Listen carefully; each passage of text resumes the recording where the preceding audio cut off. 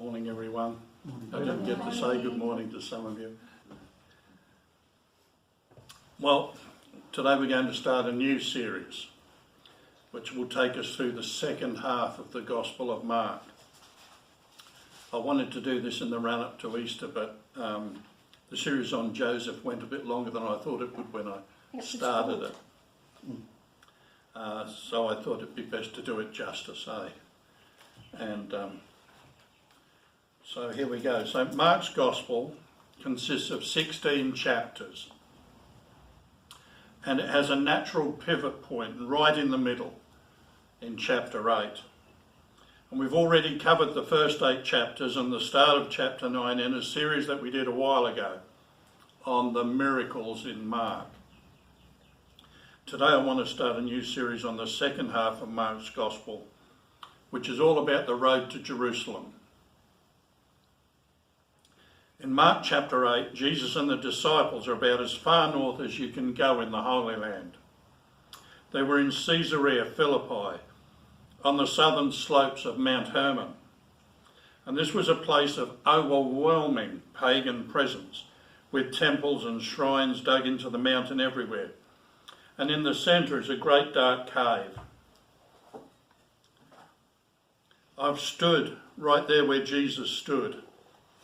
And the cave is called to this day the Gates of Hell.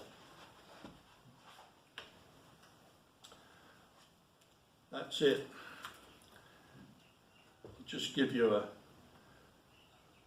brief video. Okay, guys, you've heard me preach on Jesus at Caesarea Philippi, asking the disciples who people say that he is. And he says, "On this rock I'll build my church, the gates of hell will not prevail." Well, friends, this here is me. And I'm standing in Caesarea Philippi at the gates of hell. This is it. Okay, I want to try and... Just a short clip. But even today, even though all the marble and everything has been removed, I was standing on the floor of a pagan temple,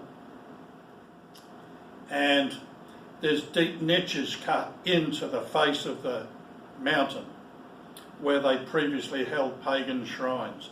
It is an absolute overwhelming presence of pagan culture there. And it's all around that huge cave, which is even called to this day the Gates of Hell. All right, so that gives you an idea of where they were. They're about as far north as you can go. Now, that map hasn't come out anywhere near like I thought it should. And the pointer doesn't work on a television screen. So I can't tell you. All I can say is that this is Galilee. Jerusalem's down here. This is Galilee. Capernaum's here. And then there's Caesarea Philippi, right up on the border. Okay? And what we're going to see is how Jesus came down. He didn't go directly on the short road to Galilee. He went through the hills. It's called the Shephelah. He went through the hills, and it's a really, really tough journey. And I'm going to show you a couple of slides of part of that journey, a couple of video clips in a little while. Mark chapter 8, verse 29. He said to them, "But who do you say that I am?" And Peter answered and said to him, "You are the Christ." Matthew's Gospel adds in a few more details. He said to them, "But who do you say that I am?" And Simon Peter answered him and said, "You are the Christ, the Son of the living God." And Jesus answered and said to him, "Blessed are you, Simon Bar-Jonah, for flesh and blood has not revealed this to you, but my Father who is in heaven. And I will also say to you that you are Peter, and on this rock I will build my church, and the gates of Hades shall not prevail against it." So up until this point, the disciples had been sent out to heal the sick and cleanse the lepers. and to cast out demons, and they all had great success. We don't have a single instance of them not being able to heal and do everything that Jesus gave them authority to do. Now, I've covered the events of the first half of chapter 9 extensively in other sermons, and did a whole series on it in Bible studies last year. So I'm not going to teach today on the transfiguration and the subsequent healing of the demon-possessed boy. I'm only going to mention what happened briefly. So earlier in Mark chapter 9, there was an event that we know of as the Transfiguration, where Jesus went to a place. There was a high mountain, and there together with three of his disciples, Peter, James and John. He was transfigured, he was transformed into a glorious, radiant being, together with Moses and Elijah, right there on the Mount of Transfiguration, and they had a brief chat. It was an amazing event, and then immediately after that, Jesus had come down the mountain and delivered a boy from demonic possession. Actually, the disciples had attempted to heal the boy, but were not able to do so. And that's the first time that the disciples were unable to heal a person. Now, there's a little bit of geographic controversy about whereabouts this happened, but most people seem to agree with the northerly situation, which is Mount Tabor in West Galilee. I've shown you pictures of that. Sort of shaped like a Christmas pudding. It's in the middle of the Shephelah, the hill country, and it stands out. No matter where you go, you can see Mount Tabor, this really strange dome-shaped mountain. And that's west of Nazareth, way out west. So it's a long way. He's come across a long way through the hills of Galilee, and from there it's a very difficult track back to Capernaum.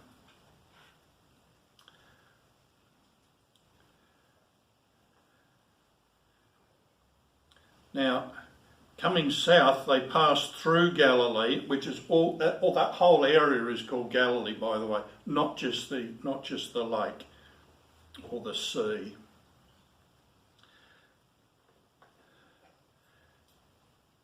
And have a look in verse 30. Then they departed from there and passed through Galilee, and he did not want anyone to know it, right? So he didn't go the easy way, where all the villages were, where people knew him. He wanted to stay away from them. So they passed through Galilee, but this is what's clear. Jesus and the disciples are on their way to Jerusalem. And they're on their way to Jerusalem for his betrayal, his arrest, his suffering, his crucifixion, and eventually his resurrection. And this is the beginning of the journey to the cross, right here in Mark chapter 9. And that's why it says in verse 30, he did not want anyone to know it when they passed through Galilee. He didn't want it public that he was on his way there, or that even there, actually, because he didn't want the multitudes and the crowds to hinder him. He's thinking, look, I've got a very important appointment down in Jerusalem. I must die for the sins of the world. And it has to happen on a specific date, the Passover. So I don't need the multitudes holding us up. So he's sort of privately or secretly moving without a lot of fanfare, south and east, down through the hill country of Western Galilee, on his way to Jerusalem. Why? Well, let's have a look at verse 31. Whoa. All right, let's have a look at it. That is the path. That is the main road from Nazareth to Jerusalem. Are you with me? And that is like that down the side of the steepest part of that mountain, all the way down. And it's wet and it's slippery and it's deadly dangerous. On either side there you can see olive trees, and down at the bottom there you've got the Jordan Valley and Mount Arbel. You've got to go through there, and this is Galilee here, the lake. All right. So we're a long way up and we're a long way back. The name of the hill that we're on is called the Horns of Hattin, right? It's a mountain that's shaped like that, like it's got two horns. And that's where the Crusaders suffered their final defeat at the hands of Saladin, right, during the last of the Crusades. He wiped out the entire Crusader army on the slope that I've just walked up to get there. All right, so let's just continue that. Okay, so I've just found out that this isn't the Mount of Beatitudes. This is just the warm-up for the Mount of Beatitudes. That comes later. The Horns of Hattin. In defeating the Crusaders, Saladin basically changed the face of the world for the next 1,000 years, kicking the Crusaders out of the Holy Land. That's looking down into the Jordan Valley towards Galilee. You might just be able to see it in the grey haze there. Magnificent view up here, framed with these beautiful wild olives. You can see all the rocks and the debris here. No handrails? There is not a handrail on any of the difficult, dangerous sites. The only place where there is a handrail is at Masada, where you're over a very steep cliff, and you've got to go down about 15 flights of steps to get to the thing. Okay, so just one more there. We're right on the edge of the Horns of Hattin now. How it is. It tells us it looked like that in Jesus' time. All agricultural, just a little bit more organised now. We see Galilee in the background. You can see there's the footpath. That is the easiest part of the footpath, right there. That's the easiest part. So you got an idea? When you see these lovely pictures of Jesus strolling along a flat ground on a beautiful, wide, smooth road, just remember that. That is the main road from Nazareth to Galilee, to Capernaum. Now you know why the Roman road changed the world. You with me? The stones were smaller. Generally flatter.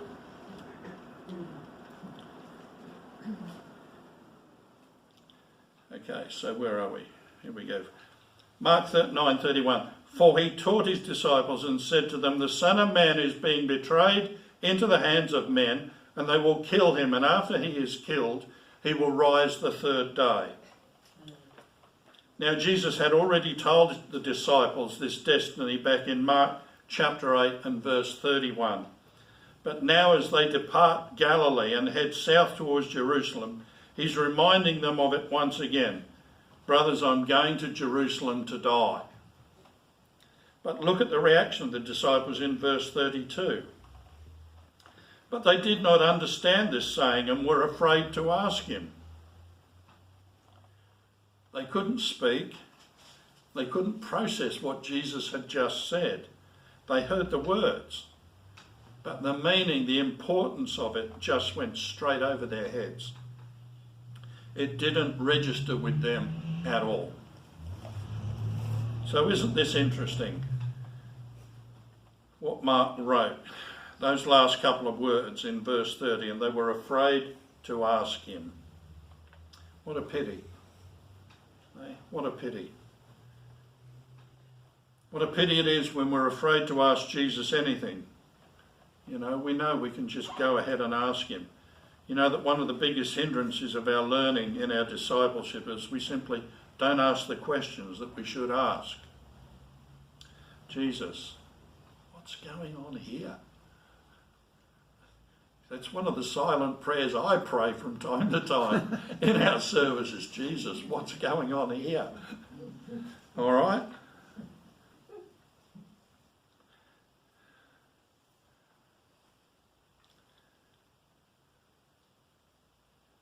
Jesus, what do you mean by that? It's a pity we're afraid to ask him. I just want to encourage you today, don't be like the disciples here in this regard, and don't be afraid to ask. It's good. So moving on.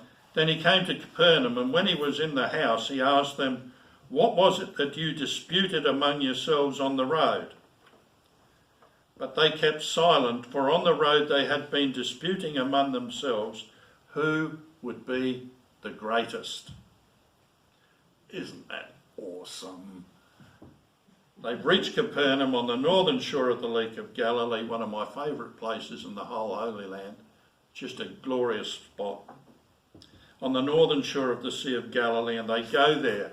They get to the house, they're sitting around, and clearly Jesus has heard them arguing as they were travelling. So he comes right out and asks them,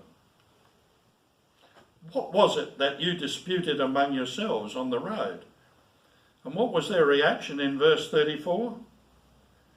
They kept silent.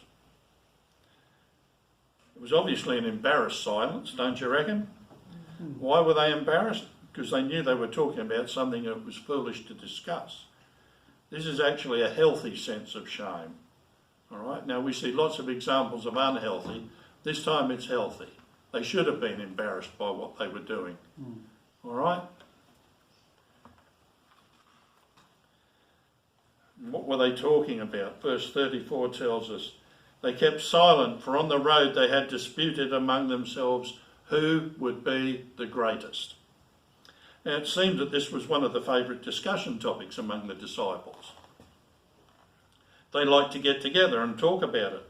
It's a bit strange, but I do want to remind you of something that was very much on their minds. It was the way they were thinking. It was that Jesus is the Messiah. You know, he's the real Messiah. He acknowledged that when they were up at the Caesarea Philippi there, back out at the cave. Yeah, Peter, you're right. That's who I am. I am the Christ, the Son of the living God. So they all knew it. He publicly declared it. It was no longer a secret to them. And he's the King of Israel, according to what the Jews thought at the time. And Jesus is going to institute his kingdom. He's spoken about the kingdom all the way through. And whenever a king institutes a kingdom, he's got a lot of people that he puts in positions of authority all around him, doesn't he? There's always a chief of staff. And then there's always a sort of descending group of people all around him. They weren't trying to be greater than Jesus. They just wanted to be greater than one another.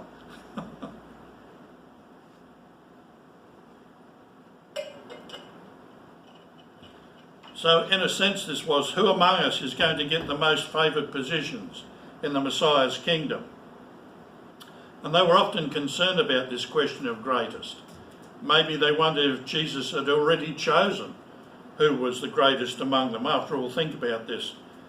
Hadn't they just come from the transfiguration, and who did Jesus take up the mountain? Peter, James and John. But I want you to notice something here. Jesus has spoken to them back in verse 31 of his abasement. For he taught his disciples and said to them, "The Son of Man is being betrayed into the hands of men, and they will kill him." Right? And they will kill him. He had just spoken to them of his abasement, and they wanted to talk about their advancement. Do you see the contrast between those two ways of thinking, those two mindsets? That leads right into the discussion, starting at verse 35. And he sat down. Okay, and he sat down. Sounds simple, doesn't it? It's a big deal. Okay, this is a very important phrase. Very deliberately, The way that Mark records this event is that this is a teaching occasion. Right? This is a teaching occasion. A Jewish rabbi sits down when he's going to begin to teach. And in that culture, the teacher, the rabbi, would sit and all of his hearers or listeners will stand. And if the teacher was having a good day, maybe he would invite them to sit. Now look at us now, 2,000 years later. I'm standing and you're all sitting. Come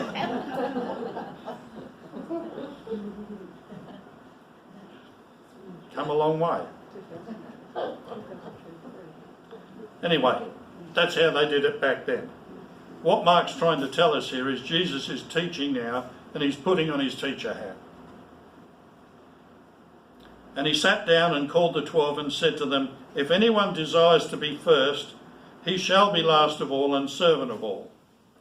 Then he took a little child and set him in the midst of them, and when he had taken him in his arms, he said to them, "Whoever receives one of these little children in my name receives me, and whoever receives me receives not me, but him who sent me." Okay, so if the question among the disciples was who will be the greatest, well, who is the greatest? There's a pretty obvious answer here. This is not a trick question. Lord Jesus. Our Father. Wrong answer. Wrong answer. Jesus. Jesus is the greatest in this story. Okay? Jesus is the greatest in the story. Right. The answer to every question is always Jesus. I meant that. Yeah, I know you You did. meant the beginning? Why? Was not Jesus the greatest in every possible way? But look at what he says. He says, if you want to be great, then seek to be the least of all and the servant of all. Now, of course, Jesus is the greatest in the kingdom, so when he says least of all and servant of all, there's a very real sense in which he's describing himself, and he accurately expresses his own nature. Right?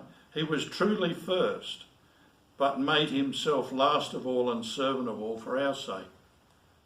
For goodness sake, he stripped off and washed their feet, didn't he? You know, he served them. He served the communities he ministered in. What's the message here? Jesus wants us to embrace last as a choice. It doesn't come natural to us, does it? We want to be first. But Jesus wants us to embrace last as a choice. He wants us to allow others to be preferred before us, and not only because we're forced to be last. Look, there's many times in my life where for one reason or another I've been forced to be last. It's not the same thing. Right? Who's always the last kid picked on any team? Yeah, right. Okay, so, you know, that's being forced to be last. And as unpleasant as it is, it's not the same as serving, is it? Then Jesus challenged us as his disciples to be the servant of all. So in worldly understandings of power, a great man is known by how many people serve him or her. How many people serve you? Well, that's how we know how great you are. Now look at what he does in verse 36. Then he took a little child and set him in the midst of them, and when he had taken him in his arms, he said to them, okay,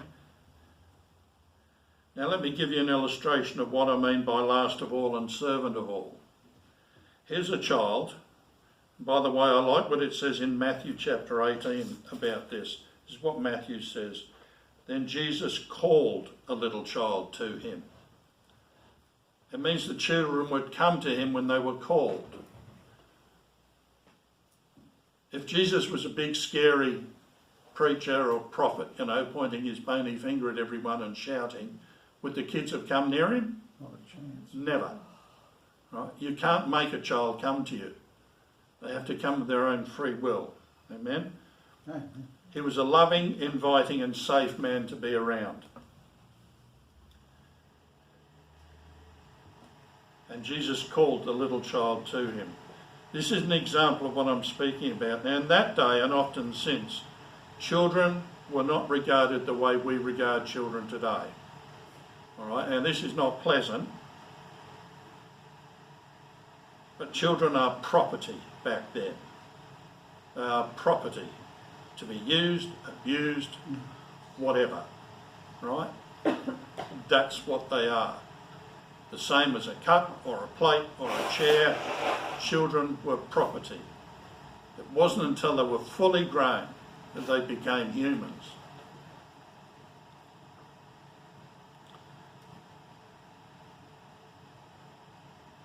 It was understood that children were to be seen and not heard. And Jesus said, the way you receive people regarded like these little children, there's the context, the way that you receive people who are the lowest of the low, who are the people that nobody loves, the way you receive them is how you receive me. Okay? Let's have a look at verse 37. I'm not making this up. Look at the way that verse starts. Whoever receives one of these little children in my name receives me. So let's think about what it is about a child that's like the nature of Jesus. Well, the number one thing is children are not threatening. You're not going to be afraid of a 5-year-old in a dark alley, are you? All right? When we cultivate this sort of tough, intimidating presence, I don't think we're being like Jesus. Children aren't good at deceiving, are they? They don't do a very good job fooling their parents. And if you have young children here or grandchildren, you could probably tell wonderful, entertaining stories about the times your children were being very naughty and thought they were hiding it from you. But of course they weren't hiding anything, were they? No. It's funny. They're funny stories. So the little child was the model of greatness. Jesus is saying to his disciples, if you want to be great, learn something from this child. And when we fulfill the humble place that a child had in that culture, we're on our way to true greatness.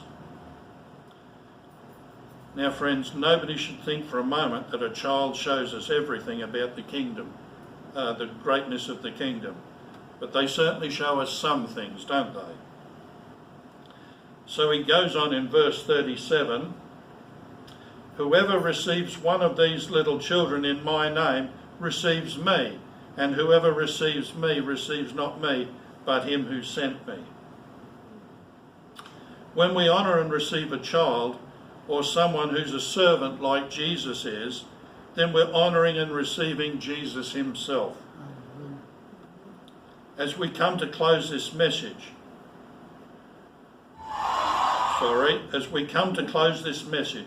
we can take this thought in the verse one step further, right?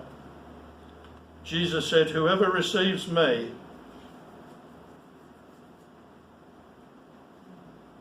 receives him who sent me. Of all the things that are mysterious to us, God heads the list. The question of how to know God has occupied people since the very first day of human life. And still the question remains. And Jesus unlocks that mystery for us. To know Jesus is to embrace him and to trust confidently in his word, and is to know God. We do not know all about God, but we know enough to be saved. We do not know him face to face, but we know him and we see him through Jesus, our mediator. We do not have every question answered, but we gain growing sensitivity and compassion, like a child attaching to a parent. Jesus warmly invites us to know God. No one else can make that introduction. No one else knows both this time-bound life and the worlds beyond. So he says, come, doesn't he? He says, come. Come, little child, come. And we need to accept that invitation. Right? We need to accept that invitation today because there's no reason for delay. Amen? Amen.